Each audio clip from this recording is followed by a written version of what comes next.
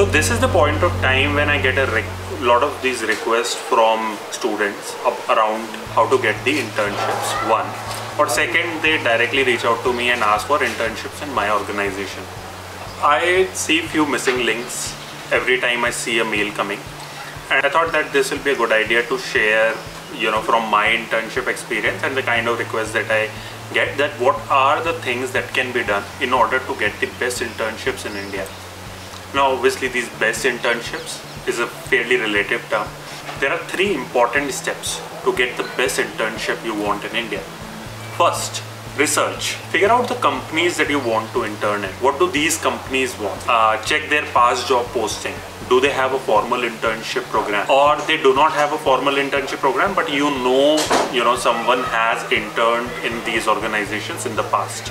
Is it a startup? Is it a multinational company? What are their preferences? Understand it deep. You may also reach out to a set of people with your specific set of questions. I think it's a good idea to invest some initial 3-4 weeks just to do research. Don't bother about your CV. Don't bother about reaching out to people.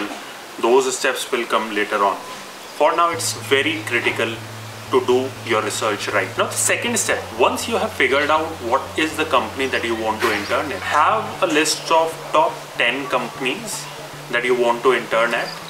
And why 10? Because you want to keep your options open. And you also have an option of bucketing these companies into dream companies, then maybe the second set of dream companies, and the third companies which are your makeshift arrangements. The first set should have at least 2 to 3 companies. The second set should have somewhere around, again, 4 companies, and remaining companies can fall in the third set. The second step, how to make a fairly powerful CV. Now I see a lot of CVs with in different formats, people writing in everything that they have done in the past. However, one of the key challenges that a student faces is that they do not have anything to show.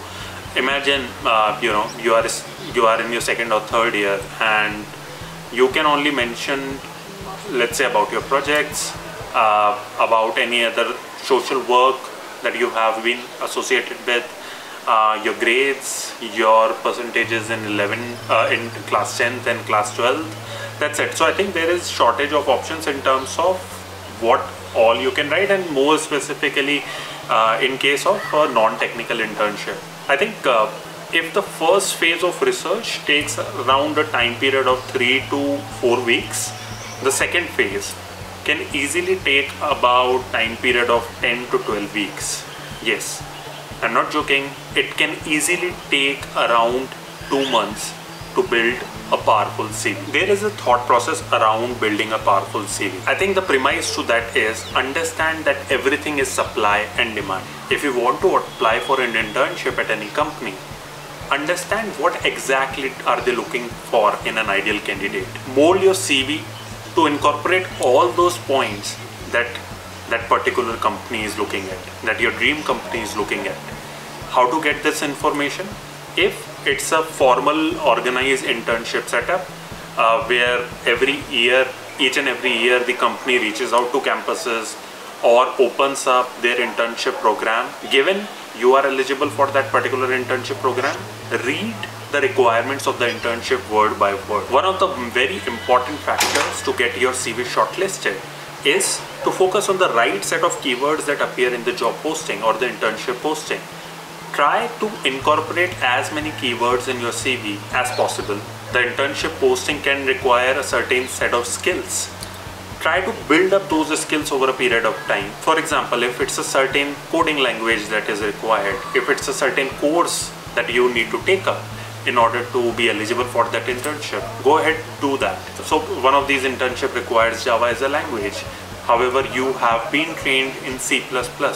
Remember to take up a course either within your college or through any of the other portals like Udemy, Coursera, and equip yourself with all the relevant information. Practice those skill set.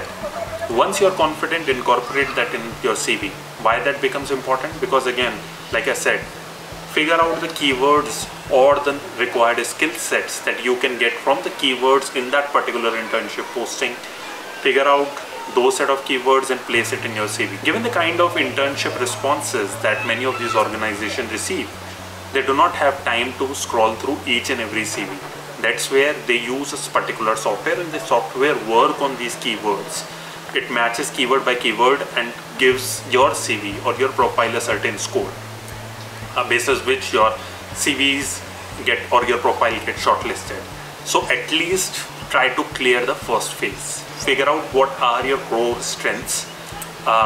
Again, coming back to the supply-demand dynamics, make sure that your CV should reflect what exactly is demanded. At least 80% of what is demanded. So obviously a recruiter cannot write 100% answer of what do they expect in a candidate. There are various set of things that you can include in your CV. So I have a separate video in place that exclusively talks about how to make a powerful CV. Link is in the description below. Feel free to refer to that. Having said that, one of the critical elements of having a powerful CV is getting it reviewed. Trust me, getting your CV reviewed by the right person holds great value. If you want to assign a metric to it, consider this. If your CV is reviewed 10 times, you get a good CV. If your CV is reviewed 30 times, it's an excellent CV. Try to get your CV reviewed at least 30 times and make relevant changes upon each iteration. Okay, great. So let's say you have your CV ready. You know that, okay, the timelines are ahead. You have selected your 10 or more companies that you want to avoid in. Remember, even within these can be 10 or more companies, but whatever more companies will be, that will lie in your set C, which is your makeshift bucket. That if you do not qualify in set 1, you do not qualify in set 2, obviously bad days happen, then you can easily go to set 3. Now the third step, which again is the most critical step in this journey, is convert. You can do all the planning in the world you want, but until and unless you execute it in the right manner, you cannot take anything for granted. There are various ways to ensure conversion. Obviously, there are a set of things that you'll have to leave to serendipity, but then there are other set of things which are in your control and you can sort of put your efforts in. Try to figure out what's the exact process once your CV gets shortlisted. Identify those set of people that you have spoken to, the people that whom you are fairly comfortable in sort of reaching out to. Share your specific set of doubts around the process. Understand in deep what exactly would the recruiter expect out of you at each stage of the project. Now there can be multiple ways through which that conversion can happen. So essentially, if it's a technical internship, you can expect set of coding tests. See through that what exactly was asked, how were the coding tests in prior versions of the internship. If it's a non-technical internship, then I think it will, let's say, a telephonic interview or a face-to-face interview or a presentation of sort or a case study. It can be anything. Try to run through that whole process prior to, as a part of your larger practice. Figure out the right set of people that you can work along with, maybe your peer group, work along with people who are applying for same internship. Try to place yourself in a situation prior to the interview period or prior to the test period. Now this essentially works in a setup where the internships are either technical or a fairly organized setup where an organization builds its future set of leaders through their internship programs. There can be another set of internships where there is no set format. Typically these set of internships happen in a startup. Often the nature of these internships are that you reach out to the company, you work along with them in order to create something for you. They do not have a standard internship program in place. In such a case, make sure that you demonstrate the right skill set that are required for that in that particular startup. More often than not, if it's not a technical internship, you can either work on market research or operations. These will be sort of pseudo ad hoc projects that will be crafted just for you. The thing is that you can choose to work in these setups just to get a flair of it, but again the success or the learnings from these set of internship which are not as organized as the first set, I think in these cases the your learning from that internship will be as good as you make out of it. there won't be anyone to assigned to guide you specifically what exactly has to be done, what is expected out of you. And trust me that honestly, to an extent, beats the purpose of the internship. Go ahead if you want to apply in such a setup. And if I look at it, it can be blessing in disguise as well, and it completely depends upon you. If you want your learning from that internship to be fairly structured, go for the first set, which involves organized internship. If you want your learnings, if you are open to sort of just fiddle around with the kind of learnings that you buy, go ahead with the second set.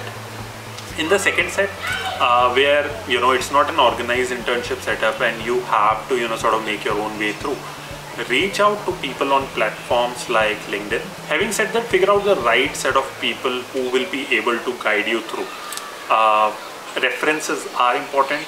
If let's say you sort of connect with someone who is not relevant, so for example you connect with an office person who is part of IT, and you want to do a business internship, a marketing research internship, then I don't think that that's the right way to get introduced to a person or a team, right? I think an ideal way out can be you can write to either an HR or you can write either to head of marketing or a senior manager marketing, or any team member who can help you understand the setup within the organization, post which you can sort of apply.